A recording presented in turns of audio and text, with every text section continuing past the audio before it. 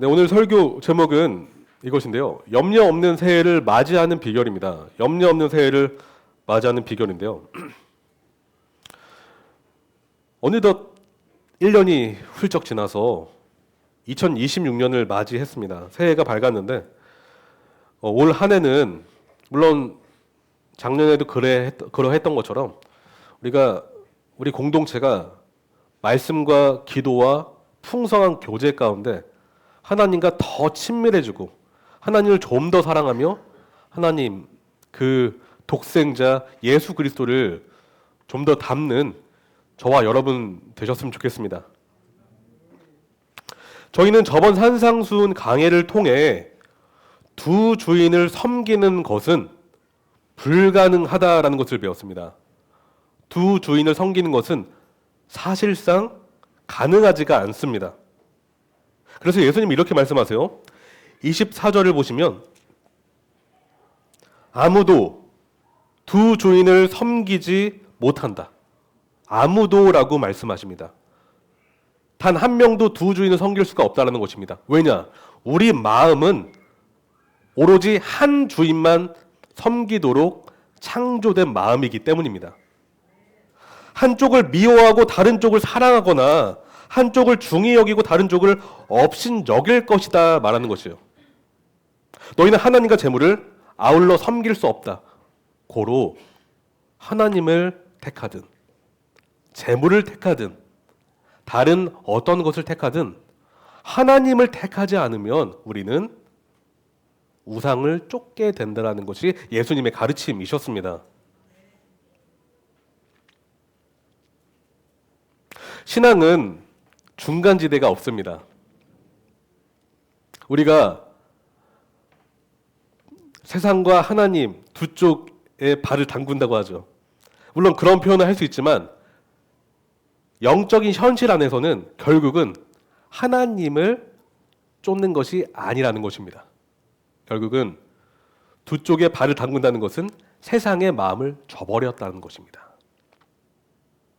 여러분, 물질은 본래 하나님이 우리에게 주신 우리 삶을 풍요롭게 하시기 위해서 주신 일반 은혜입니다. 그러나 그 재물이 만몬신이 되어서 우리 삶을 장악하는 순간 우리의 마음은 재물에게 져버리게 되고 재물이 우리 삶을 통제하게 된다는 것인데요. 그러므로 하나님을 섬기지 아니하고 돈을 섬기면 우리는 돈의 노예가 되게 되어 있습니다. 그런데 오늘 말씀 25절은 염려해 가는 것이에요. 염려. 25절부터 34절의 핵심 주제는 염려인데, 그런데 놀랍게도 예수님은 우리가 과거에 배웠던 이 성경의 원리 19절부터 24절까지의 원리를 연결시켜서 염려에 적용을 하십니다. 그래서 25절 첫 접속사를 보시면 그러므로 말씀하시죠. 그러므로 연결된다는 것이죠. 원리가 연결된다는 것입니다. 염려는 탐욕의 마음을 저버린 사람에게 나타나는 현상이라는 것이에요. 현상.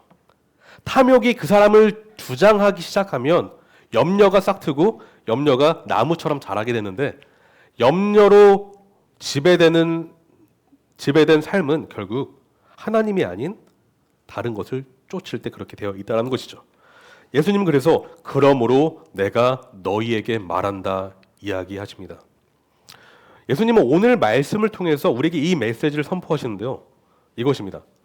더 중요한 것에 마음을 두라. 그리하면 염려는 떠나갈 것이다 라고 말씀하십니다. 더 중요한 것에 마음을 두라. 따라서 염려의 원인은 우선순위가 뒤바뀐 데서부터 출발합니다. 우선순위.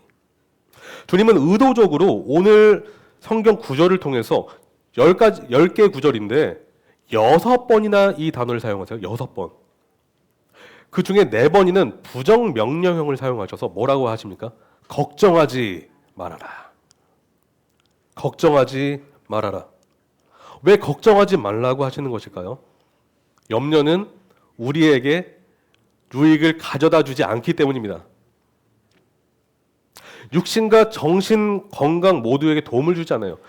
여러분 많이들 이렇게 말씀하시죠. 우리 정신 건강, 육신의 건강을 해치는 주범은 스트레스라고 많이 이야기합니다. 스트레스. 그래서 잠언은 이렇게 증언해요. 잠언 17장 22절인데요. 즐거운 마음은 병을 낫게 하지만 근심하는 마음은 뼈를 마르게 한다. 진리가 증언을 하는데 실제적으로 우리가 스트레스에 휩싸이게 되면은 우리 몸이 반응을 해서 이 안에서 나쁜 그런 어떤 것들을 생성해내게 돼 있어요. 그래서 이 안에서부터 몸이 안 좋아지기 시작하죠. 염려하는 마음은 그런데 결국 우리의 영적인 건강을 해치게 되어 있습니다. 정신적, 육신적, 영적인 건강 모두가 허물어진다는 것인데, 물론 우리 인생은 염려로부터 자유로울 수는 없어요. 왜일까요? 죄가 이 세상에 들어온 이래로 염려와 걱정은 우리 삶에서 떠나지를 않습니다. 그리고 우리가 죄인으로 태어난 순간부터 우리의 내적인 그런 죄의 상태, 부패한 죄의 마음은 걱정과 염려와 붙어 있습니다. 그래서 걱정하지 말아야지 하는데 어떻게 해요? 걱정이 더 찾아와요. 이 A라는 걱정을 없애버렸는데 갑자기 곧바로 B가 우리 머릿속에 찾아옵니다. 그러니까 염려가 꼬리에 꼬리를 물고 우리 머릿속에 떠나지 않습니다. 어떨 때는 이래요. 어떻게 하면 걱정을 없애버리지? 그런데 그 생각을 하면 할수록 걱정은 더 쌓이게 되는 것이 우리 인생이라는 것이죠. 그렇다면 어떻게 이 염려와 멀어질 수 있을까요? 거리를 둘 수 있을까요? 그 비결을 말씀드리기 전에 저는 먼저 이 말씀을 먼저 드리고 싶은데, 오늘 본문에 대한 오해가 있을 수 있어서 미리 그 오해를 방지하고자 이 말씀을 드립니다. 예수께서 염려하지 말라는 것은 깊이 고민하지 말라는 뜻이 아닙니다. 사유하지 말라는 뜻이 아닙니다. 또한 미래를 준비하지 말아라라는 뜻이 아니에요. 그것은 하나님의 말씀과 상충되는 그런 적용이겠죠. 또한 이 세상을 살아갈 때 우리가 걱정과 염려에서 완전히 해방될 수 있다는 뜻이 아닙니다. 우리는 천국 가는 그 순간까지 걱정과 염려와 싸워야 되는 존재입니다. 그런데 제가 강조하고 싶은 것은 이것인데요. 본문이 말하는 염려는 일시적이거나 순간적인 염려를 말하는 것이 아니어 보입니다. 왜냐하면 동사의 시제를 봤을 때 현재형이 쓰여져 있거든요. 이것이 무슨 의미냐면 습관적으로 염려를 하는 것, 습관적으로 걱정을 하는 것. 그래서 염려와 걱정이 삶을 지배해버리는 그러한 삶의 패턴에서 벗어나라고 말씀하시는 것이에요. 왜냐하면 이런 삶의 패턴이 그 삶의 패턴에서 벗어나지 않으면 기쁨은 사라지고 삶의 활기가 없어져 버리기 때문입니다. 또한 염려의 삶에서 돌이키지 않고 그 늪에 점점 빠지다 보면요, 건설적인 사고보다는 항상 비판적인 사고에 빠져버려요. 그래서 그 입술에는 뭐가 나올까요? 불평, 불만이 계속 나옵니다. 마치 광야에서 여호와를 원망했던 이스라엘 1세대와 같이 말이죠. 그들은 원망하다가 약속의 땅에 가지 못하고 어떻게 되죠? 광야에서 죽게 되었습니다. 다시 말해 여호와는 우리를 사랑하시기 때문에 좋은 열매를 맺기를 원하시는데 염려와 걱정은 그 열매를 맺지 못하게 하는 장애물이라는 것이죠. 하지만 미쁘신 주님은 염려를 지혜롭게 아예 없애는 것이 아니라 통제하는 방법, 다스리는 방법을 우리에게 제시하세요. 그 비결을 알기 위해서는 먼저 이 단어의 원어적 의미를 살펴봐야 되는데 5절에 걱정하지 말고, 이 걱정의 원어적 의미는 이것인데 분산된 마음입니다. 분산된 마음. 흐트러진 마음이 바로 염려예요. 다시 말해 집중력을 잃은 심령이 바로 염려입니다. 집중력을 잃어버린 것. 다시 말해서 하나님이 아닌 다른 것에 시선을 뺏기다 보면 염려라는 씨앗은 싹을 틔우고 점점 자라나서 장성한 큰 나무가 되는데 커 가면 갈수록 컨트롤하기 어렵다는 것이죠. 그러므로 염려의 주된 원인은 하나님에게서 지속적으로 등을 돌리는 것이며 다른 주인을 섬기는 불충성스러운 심령이라고 볼 수가 있겠습니다. 본문은 구체적으로 이 사실을 밝히는데, 여러분 우리가 염려하는 것의 그 본질을 관찰해 보면요, 결국 염려의 내용은 이것이에요. 생존의 문제입니다. 생존의 문제. 저는 그렇게 생각하지 않습니다. 이렇게 말씀하실 수가 있어요. 왜냐? 한국을 보십시오. 얼마나 잘 살게 됐습니까?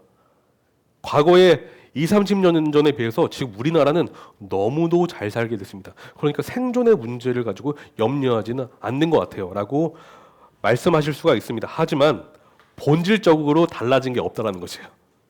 먹는 것, 입는 것, 자는 것, 이 굴레에서 벗어나지를 않습니다. 왜입니까? 사람들은 더 귀한 음식을 먹기 위해서 돈을 벌어요. 사람들은 더 값비싼 옷을 입기 위해서 수고합니다. 더 좋은 집에서 살기 위해서 고군분투를 한다는 것이요. 뉴스를 보십시오. 다 이 굴레에서 벗어나지를 않습니다. 결국 사람은 생존의 늪에서 허우적거리며 자신의 삶을 염려에 맡겨버린다는 것입니다. 달라지지 않았습니다. 그래서 25절에 목숨을 부지하려고 무엇을 먹을까 또는 무엇을 마실까 걱정하지 말고 몸을 감싸려고 무엇을 입을까 걱정하지 말아라 라고 하시는 것이에요. 그러시면서 말씀하세요. 목숨이 음식보다 소중하지 아니하냐? 몸이 옷보다 소중하지 아니하냐? 질문하십니다. 그런데 이 말씀은 산상순을 듣던 당시 청중들에게는 추상적인 개념의 내용이 아니었어요. 굉장히 실질적이고 실제적이며 구체적인 메시지였고 더 나아가서 매우 도전적인 설교였습니다. 왜 그랬을까요? 예수님이 사역하시던 사회적 분위기는 빈곤이었기 때문입니다. 빈곤, 가난이었다는 것입니다. 이스라엘 평민들은 가난에 허덕였어요. 음식이 부족해서 굶는 이들이 많았고 겉옷이 없어서 추위로 고통받는 이들이 있었다라는 것입니다. 그래서 여러분 율법을 보시면 추수 때 가난한 이웃을 위해 이삭을 일부 남겨놓으라는 규정이 있었죠. 또한 이웃의 겉옷을 밤에 담보로 삼지 말아라. 왜냐? 겉옷은 당시에 이불가도 같은 그런 역할을 했기 때문에 그런 규정이 있었습니다. 그런데 예수님은 이들에게 배고픔과 추위에 지금 떨고 있는 이들에게 목숨을 위해 음식 걱정을 하지 말아라. 추위로부터 몸을 보호하기 위해 무엇을 입을지 걱정하지 말라라고 하시는 것이에요. 만약에 여러분이 2000년 전에 산에서 설교를 듣던 청중이었다면 어떤 마음이 드실 것 같으세요? 당장 먹을 게 없어요. 당장 입을 게 없습니다. 근데 예수님이 설교를 하세요. 제가 만약 청중이었다면 속으로 이랬을지 모르겠어요. 예수님, 말씀은 탁월하시나 현실을 보십시오. 너무 이상적입니다. 주님, 현실과는 맞지 않는, 이치에 맞지 않는 설교이십니다. 라고 하지 않았을까 생각을 해보는데요. 그러나 예수님은 누구시죠? 세상의 창조주이시고 세상을 다스리시는 주권자이십니다. 세상을 훤히 꿰뚫고 계시는 예수님이시라는 것이죠. 근데 그분이 말씀하시는 거예요. 목숨이 음식보다 소중하지 아니하냐. 몸이 옷보다 소중하지 아니하냐. 주님은 우리에게 질문을 하시는 것이에요. 무엇이 더 중요한지 생각해 보라. 우리는 삶을 살다 보면요, 때로 중요한 것보다 사소한 것에 목숨을 걸 때가 있습니다.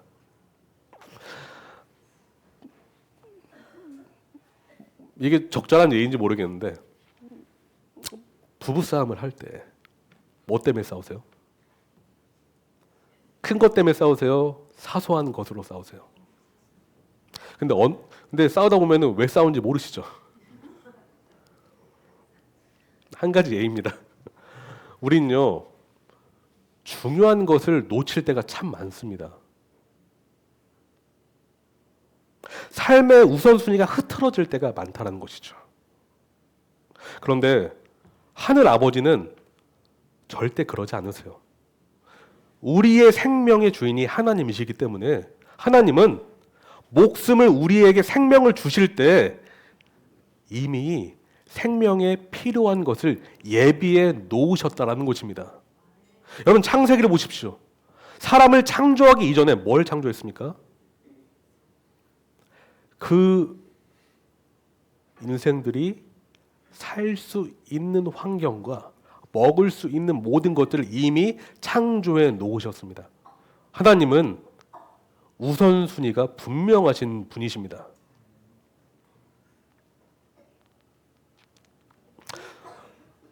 지금도 다르지 않습니다. 하나님은요, 목숨이 음식보다 소중하다는 것을 너무 잘 알고 계십니다. 이젠 예수님께서 지금의 메시지를 더 생생하게 전달하시기 위해서 예화를 들려주시는데 새와 들의 백합화, 야생화의 예시를 통해서 입체적으로 설명하세요. 26절을 보실까요? 26절을 같이 한번 읽어보겠습니다. 공중의 새를 보아라. 씨를 뿌리지도 않고 거두지도 않고 곳간에 모아들이지도 않으나 너희의 하늘 아버지께서 그것들을 먹이신다. 너희는 새보다 귀하지 아니하냐? 성도님, 새는 일단 염려가 없어요. 염려하는 새 보셨어요? 염려하는 존재는 오직 사람뿐입니다. 어떤 면에서 어린아이도 참 그런 것 같아요. 저는 제 둘째 그 딸 혜인이를 볼 때 참 어떨 땐 부러울 때가 있어요. 그래서 아내한테 참 걱정 없어도 좋겠다라고 이제 얘기하기도 하는데 첫째 딸은요 이제 좀 컸다고 자기 인생에 대해서 좀 걱정이 좀 생긴 것 같아요. 네. 놀랍죠? 초등학교 2학년이니까. 근데 아주 둘째 딸은요 매사에 해맑어요. 해맑어 아주 부럽습니다. 그래서 매사에 깔깔깔 웃는데 제가 깨닫는 것은 그런데요 어린 아이일수록 있잖아요 더 부모를 의존한다는 것이고요. 부모가 그의 세상이고 그의 나라이며 그의 공급처이고 그의 안식처라는 것을 좀 관찰합니다. 그래서 주님은 누가복음 18장 17절에 누구든지 어린아이와 같이 하나님의 나라를 받아들이지 않는 사람은 거기에 들어가지 못할 것이다 말씀하세요. 순수한 믿음, 오직 부모만을 의존하는 그 믿음 있잖아요. 여러분 새의 비유를 보십시오. 이 피조물은 본능에 따라 살아가지만 궁극적으로 창조주를 의존하는 삶을 삽니다.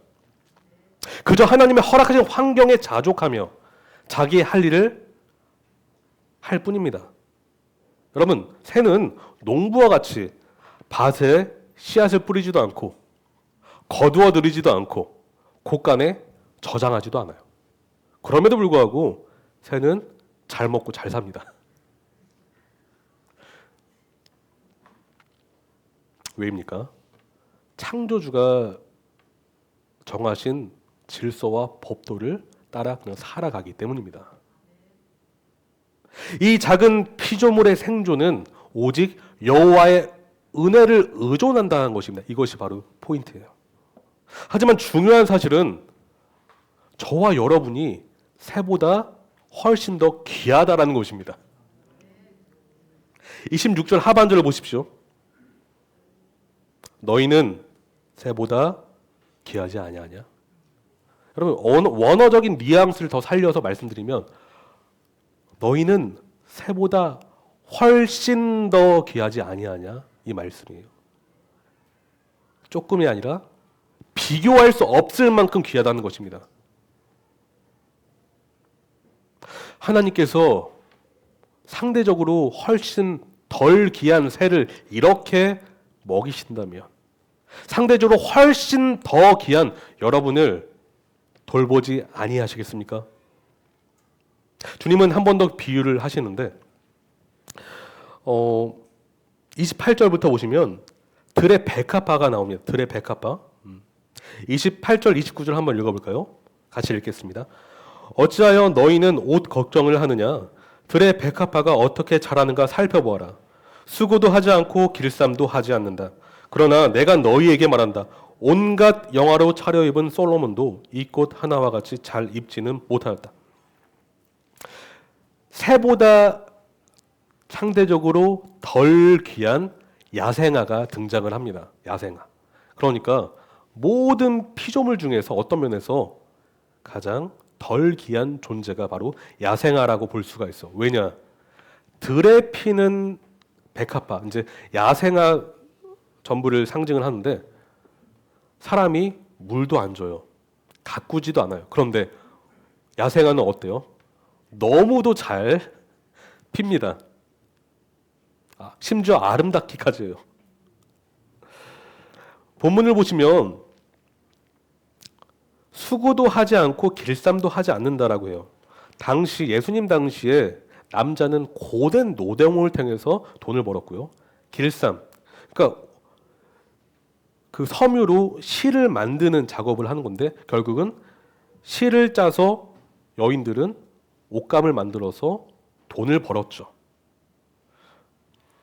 그런데 들의 백합화는 그런 일을 하지 않는다라고 말씀하고 있습니다. 무엇을 말씀하고 싶으신 것일까요? 야생화는 누구도 돌보지 않는데 오직 하나님의 도우심과 공급하심과 은혜로만 살아가는데도 불구하고 너무도 아름답다라는 것을 이야기하고 있는 것입니다. 전적으로 하나님의 은혜를 의존하는데 그 은혜로 말미암아 들의 백합화가 이렇게 아름답게 존재할 수 있다는 것을 이야기합니다. 그런데 반대로 솔로몬은 어때요? 당대 최고의 부자였고 최고의 지혜자였고 모든 사람이 우러러본다라는 그 솔로몬의 영광을 한번 보십시오. 놀랍게도 주님은 온갖 영화로 차려입은 솔로몬도 이 꽃 하나와 같이 잘 입지 못하였다라고 이야기를 합니다. 여기서 말씀하는 것은 전적인 은혜로만 존재할 수 있었던 야생화와 다르게 인간의 최선의 노력과 수고로 차려입은 솔로몬의 영광은 하나님의 전적 은혜에 비할 수가 없다라는 것을 이야기하는 것이에요. 그래서 온갖 영화로 차려입은 솔로몬도 이 꽃 하나와 같이 잘 입지는 못하였다라고 하시는 것인데 그러나 예수께서 또한 가르치고 싶으신 요점은 30절에 있습니다. 30절을 같이 읽어볼까요? 시작. 오늘 있다가 내일 아궁이에 들어갈 들풀도 하나님께서 이와 같이 입히시거든 하물며 너희들을 입히시지 않겠느냐? 믿음이 적은 사람들아. 솔로몬의 영광보다 더 아름다운 옷을 입고 있던 들풀도 결국 하루살이와 같은 존재일 뿐입니다. 오늘 있다가 내일 아궁이에 언제 던져질지 모르는 운명이기 때문입니다. 그러나 우리는 이 풀보다 훨씬 더 귀한 존재이기 때문에 이 들풀도 하나님이 이렇게 입히신다면 우리가 입게 될 옷은 무엇인 것인가라고 지금 질문하시는 것이에요. 오늘 있다가 내일 없어질 들풀도 이렇게 귀한 옷으로 입히신다면 저와 여러분이 입을 옷은 당연히 귀한 옷이지 않겠습니까?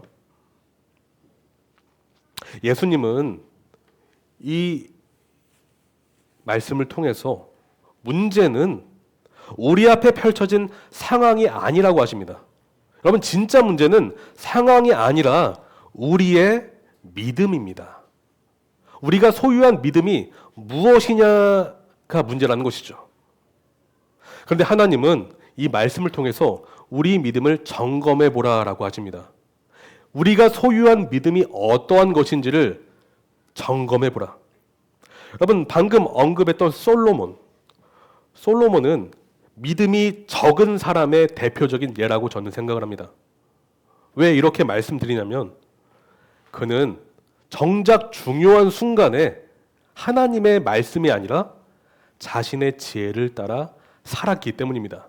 여러분, 믿음이 적다라는 것은 하나님이 아닌 자기 생각을 신뢰하는 것이고 자신의 지혜가 하나님 지혜보다 더 지혜롭기 때문에 내 길을 가겠노라 외치는 것이 바로 믿음이 적은 것이고 믿음이 적은 사람입니다. 그럼 솔로몬이 그랬다는 것입니다. 그래서 그의 시작은 화려했지만 그의 끝은 초라하기 그저 없었습니다. 시작이 미미하고 끝이 창대한 것이 아니라 시작은 굉장히 위대했지만 그 끝은 너무도 볼품이 없었던 것이 솔로몬의 인생의 그런 여정이었다는 것이죠. 하나님은 이방 여인과 결혼을 금하게 하셨어요. 왜냐? 신앙의 순수성을 보존하며 주 하나님, 여호와 하나님만 온전히 전심으로 집중하라고 하시는 그 말씀을 왕인 솔로몬에게 주셨습니다. 그럼에도 불구하고 솔로몬은 외교 동맹을 맺기 위해, 그러니까 나라를 강성하게 하기 위해서 하나님의 방법이 아니라 자기 인간의 지혜를 사용해서 나라를 건강하게 만들려고 노력했다는 것이죠. 하지만 어떻게 됐죠? 우상 숭배로 그 나라는 점점 죄악의 길로 달려갔습니다. 또한 그의 후대인 르호보암 때부터는 왕국이 분열돼 버렸어요. 인간의 지혜는 절대 하나님의 지혜를 앞설 수가 없고 인간의 지혜는 절대 올바른 열매를 맺을 수가 없습니다. 그래서 성경은 열왕기상 11장 4절에 솔로몬은 자기의 주 하나님께 그의 아버지 다윗만큼은 완전하지 못하였다라고 평가를 받는 것이죠. 그럼 다윗은 죄를 지었습니다. 너무나 악한 죄를 지었어요. 욕정에 휩싸여서 부하의 아내를 범했고 그 부하를 전장 최전선에 보내서 죽게 만들었어요. 어떤 면에서 살인자이자 간통죄를 저질렀던 악한 그런 죄를 저질렀던 사람이라고 말할 수가 있습니다. 그럼에도 불구하고 그가 하나님께 나에 대해서 전심을 보인 그런 마음을 품은 자라고 평가받는 이유는 그가 그 죄에서 돌이켰기 때문입니다. 하나님께로 돌이켰기 때문입니다. 후회한 것이 아니라 진정으로 회개했기 때문에 주님은 그렇게 평가하는 것입니다. 우리는 실수할 수도 있고요. 때로는 죄를 지을 수 있습니다. 죄를 지으라고 말씀드리는 것이 아니에요. 우리는 연약한 인생이기 때문에 죄를 지을 수가 있습니다. 하지만 더 중요한 것은 그 다음에 어떻게 반응하느냐가 중요해요. 합리화하고 또 다른 인간의 지혜를 가지고 그 길로 계속 나아가는 것이 아니라 온전히 하나님께로 돌이켜서 주 앞에 엎드리고 다시 주의 길로 걸을 때 하나님은 그 사람을 반심의 믿음이 아니라 전심의 믿음으로 평가하실 줄로 믿습니다. 그래서 여러분, 염려는 이 반심의 마음이라는 것이에요. 반심의 마음. 반심의 마음. 자기 지혜와 뜻을 신뢰하는 사람에게서 염려가 자라나기 시작한다는 것입니다.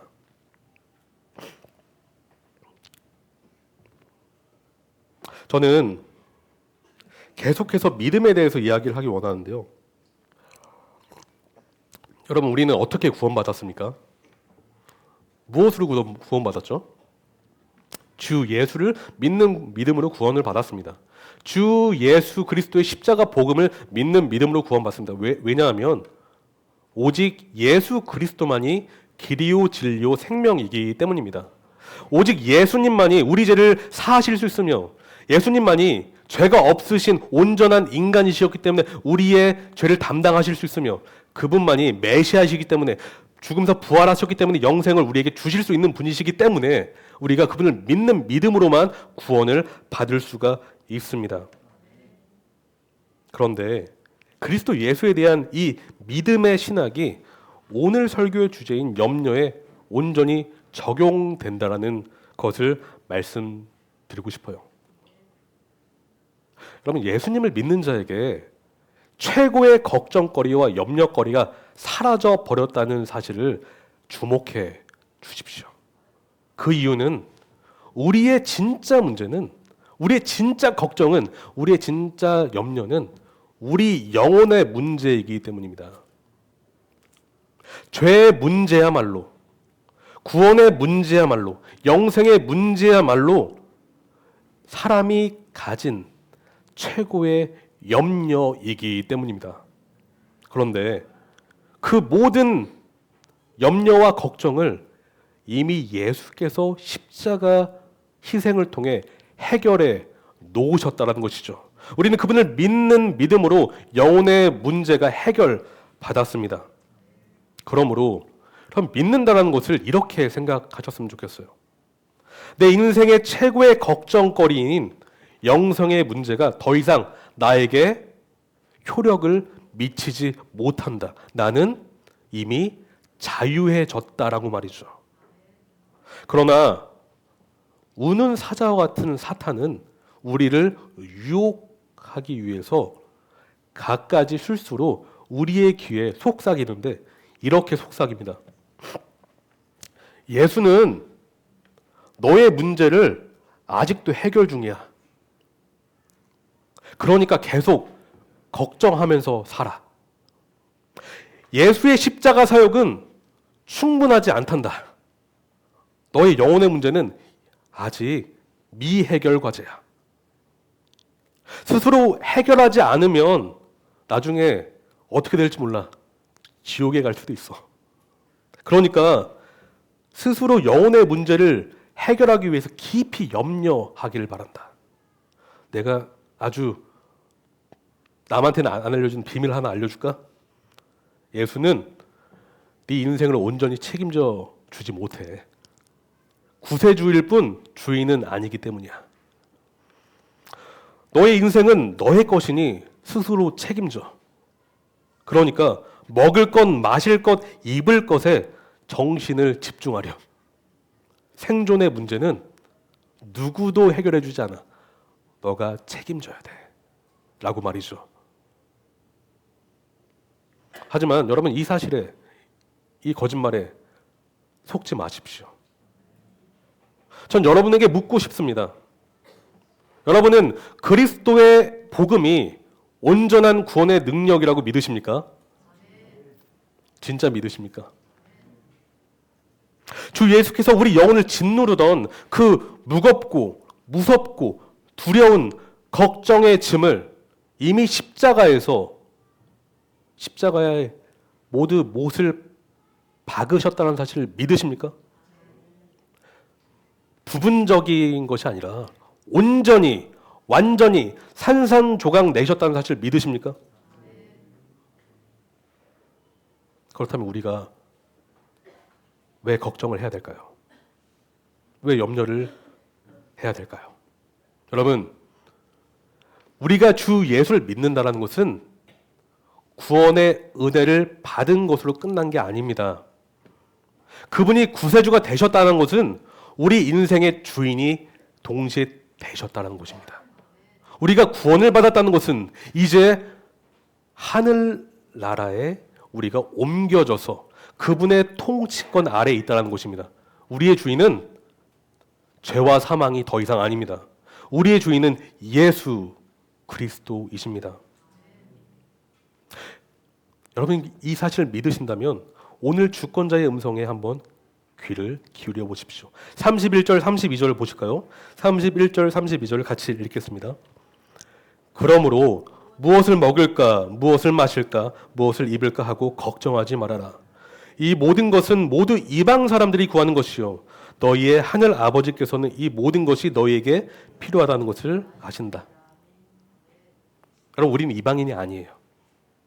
우리는 불신자가 아닙니다. 우리는 믿음으로 구원받은 천국 백성입니다. 오늘 설교의 핵심 구절인 33절을 읽겠습니다. 33절을 같이 읽어볼게요. 너희는 먼저 하나님의 나라와 하나님의 의를 구하여라. 그리하면 이 모든 것을 너희에게 더하여 주실 것이다. 우리는 더 이상 죄의 노예가 아닙니다. 사탄의 권세 아래 있지도 않습니다. 우리의 권세자는 하늘나라의 주인 여호와 하나님이시며 주 예수 그리스도이십니다. 여러분은 땅에 속해 계신다고 믿으십니까? 아니면 하늘나라에 속해 있다라고 믿으십니까? 우리가 하늘나라에 속해 있다라고 믿는다면 이제 염려를 버리십시오. 왜냐? 하나님은 여러분의 인생을 책임져 주실 것입니다. 그러므로 걱정과 염려가 여러분 심령에 노크를 할 때, 자꾸 여러분 마음 문을 통과해서 들어오려고 할 때 이것을 기억하십시오. 나의 주인은 이제 하나님이시다. 내가 속한 나라는 하늘이다. 나는 하나님의 백성이다라는 것을 말이죠. 오늘 말씀을 이제 정리를 할 것인데요.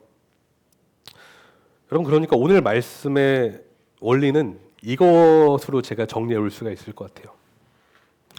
그분의 나라와 그분의 뜻이 우리 인생의, 다시 할게요. 말문이 막히네요. 그분의 나라와 그분의 뜻이 우리 인생의 최우선이 될 때 우리 삶에 필요한 것들은 놀랍게 채워질 것이다. 그러므로 걱정은 눈 녹듯 사라질 것이다 라고 말이죠. 여러분, 그러므로 34절이 말하는 것처럼 내일 일을 걱정하지 마십시오. 내일 일을 걱정한다고 해서 해결되지가 않습니다. 여러분, 내일 일을 걱정하지 말라는 것은 미래를 설계하지 말라는 것이 아닙니다. 되려 여러분께 하나님이 허락하신 오늘을 집중하라는 것입니다. 왜냐? 하나님은 매일매일 은혜를 공급하시기 때문에 그분의 은혜를 누리십시오. 그분의 긍휼을 누리십시오. 그분의 자비를 누리십시오. 그분의 사랑을 누리십시오.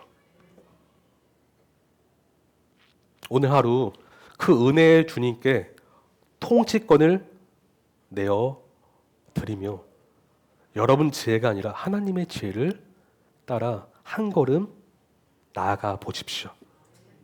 놀랍게 하나님은 우리가 예상하지 못한 은혜의 역사를 여러분에게 부어주실 것이며, 아, 하나님 감사합니다.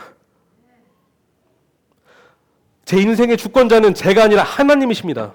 하나님, 제가 평생 그렇게 살기 원하는데 때로는 제가 마치 주인처럼 살 때가 있을 줄로 믿습니다. 주님, 그때 저를 돌이키게 도와주십시오.